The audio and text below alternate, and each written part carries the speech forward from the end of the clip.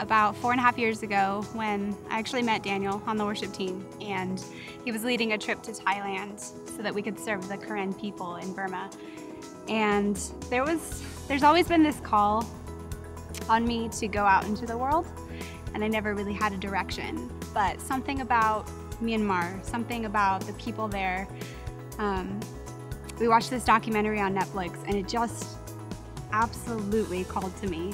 And so I just went, kind of just threw everything that I knew about missions out the window and just went with the ride. It takes you out of your comfort zone so far that you have to rely on God. There's literally nothing you can do while you're there. You don't have your phone. You can't just call somebody because it's 12 hours difference between the U.S. and Thailand. It puts you rely on God, and you rely on the people that you go with and the people there. When we went to Myanmar in January, I had been to a brick building village. We had been to the brick building village multiple times. Last time that we had gone, I had the opportunity to meet a woman who had just had a baby, and we got to pray over her, we got to talk to her, and she even actually put Tanaka on my face for the day, which if you know anything about Myanmar and the Burmese people, it's not just like a sunscreen or a cultural thing, it's also a fashion statement, but it's a way to identify people for sure from Myanmar, the Tanaka, yellow Tanaka on their face. It was just so fun and special to have her give that to me as kind of a blessing, as a gift, for being there and just praying over her. But when we met her, her mother was there as well.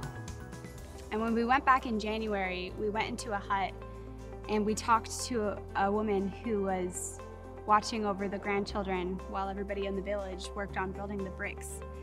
And it wasn't until we had our pastor and translator, Stephen, talking to her that she had mentioned that she remembered me. She remembered us. She remembered us from a year ago.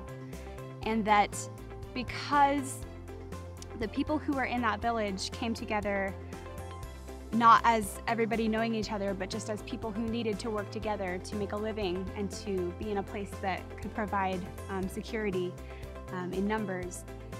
She didn't see her family often. The faces that she saw the most often that weren't already in the village were the faces of Ray and Candace and their team and us in that year that had passed, and that she said that we were more like her family than her family because she had seen us more often than her own family who were scattered throughout Myanmar. And that touched me so deeply.